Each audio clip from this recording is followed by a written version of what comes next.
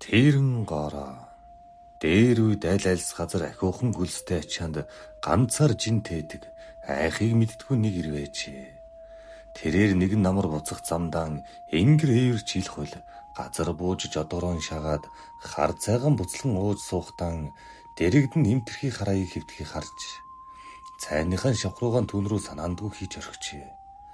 Цайган ууж дуусаад хоолон идэж байтал нөгөө хараяг нь нүдний буланд өртөгт нь лавлан харвал цайны шавхруу нь алга болсон байв гин. Тэгэхээр нь жаахан шүл хийчгээд харж байтал яахын зургүй шорт хідэл сорчих нь ажиглагдаж айхыг бараг мэдтгүй уулын хинэггүй тэрээр чи хинбэ гэж асуусанд би тэрэн гороо байна гэж хүлцэнгүй намхан үжчихнэ. Тэгэхээр нь манер жаахан эвгүй газар буучглаа да. Нар эрт байна. Холдож хоны вэз гэж бодоод гарч харвал хідэн тимээ нилээд холдон явчихсан байж гинэ. Хэсэг эргэлзэн зогсноо. Хөөе, тэрэн гороо чи байна уу гэвэл байна гэж дэрэгдээсэн дуугарч.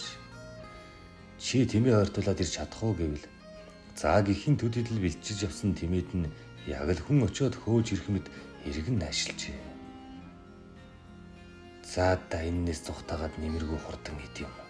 Харин ажлан хийлгэж аваад нутаг орондон очисон хойно нэг юм бодвол үлзийтэй мэн гэж шийдэж гин. Тэмээгийн ирэхлээр зэрэг тэрэн тэмээгэн уйчих. Тэгээд жаахан давс нь ялах ногоо тавиад өгчих гिचгээд өдий цагтын мэдгүй газараас давс нь ялах ногоо олдохгүй лав гэж бодож байтал тунчудлгүй тэмээдэн дугуулдан хавчаад явчихлаа гин. Майхны амаар харвал аян шиж ядарсан тэмээдэн шимшүүстэй нь ялах ногоо ховдоглон өмхөлж байх бөгөөд дус бүрийн өмнө хормой хэртэй бордавс асгасан байжээ.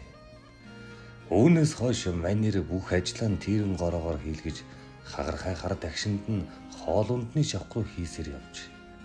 Гэтэл ганц 2 хоноод гинэд нь ялах ногоо идсэн тэмээдийн сойлгон задарч нос нүлэнсэн цуваад ханиалган сэвс хойжуулж уул тавг нь хүртэл хагараас сүйд болж. Жинчингэр тэмээний сойлго алдагдлаа хэцүүдлээ. Тэрэн гороо чи эмчилж чадах уу гэвэл заа гэжээ. Маргааш өглөө нь харуул бүх тэмээд нь эрүүлжиж улам шүнглэг цовоо болсон байж гин. Ингээд мань хүн тэрэн гороог зарсаар нилээд одож лав 2-3 жил болсон юм байх. Тэрэн зарсаар байтал би чинь залхуу болж гүйцгэн. Одоо л энэс салъя гэж шийдээд нутгийн нэг эрдэмтэй хамбинд очихоор жодороон ачаалан гарчээ. Хийдийн ойролцоож уусны маргааш өглөө гороо чи байна уу гэвэл байна гэж их ядруухан дуугарч. За тэгвэл одоо хоёулаа явна да гэсэнд үгүй би явахгүй. Та намайг ямар амар газар аваад ирвэ гэж хөдлөх шинжгүй байж. Тэгвэл чи нэг үс нь далд ор гिचгээд хийдийн хамб дээр очиж тэрнтэй нөхцнөө бүгдийг нь ярил.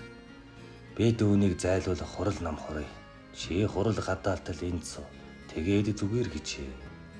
Хурал нам хурж гадаалтал тэнд хүлээгээд санаа амарт жодвортон очивол нөгөө эмтэрхий хар дагшин алга гин.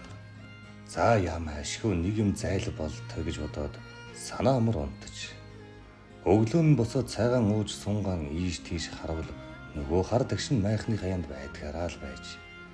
Тэрэн гороо чи байна уу гэвэл байна гэж.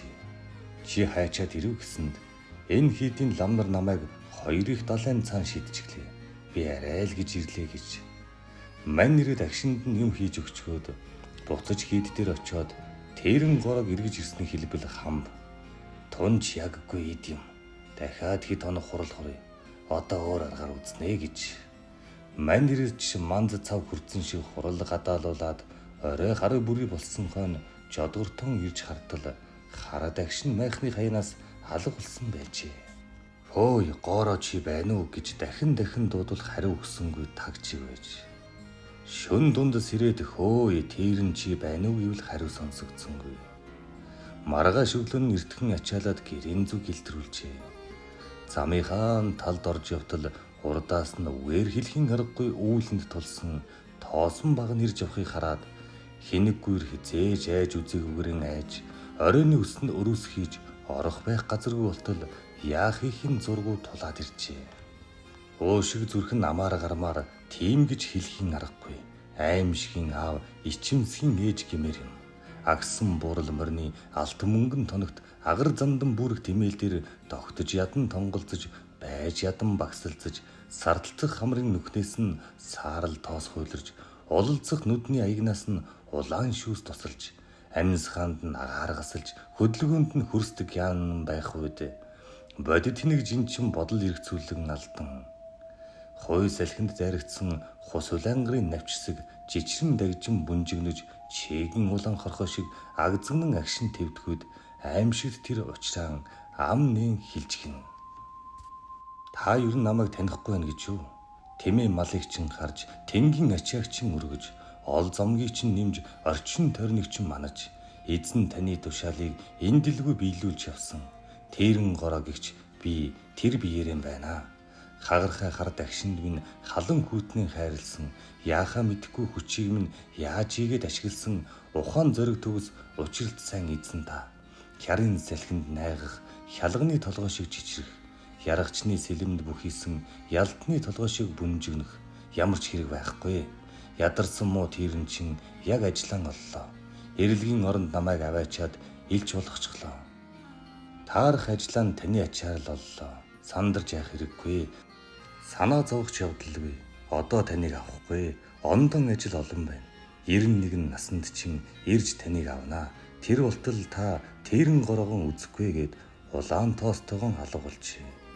Шинчин ирэ түүнээс хойш жирийн сайхан амьдарсаар 91 насандаа энэ ертөнцөөс хальсан гэдэг.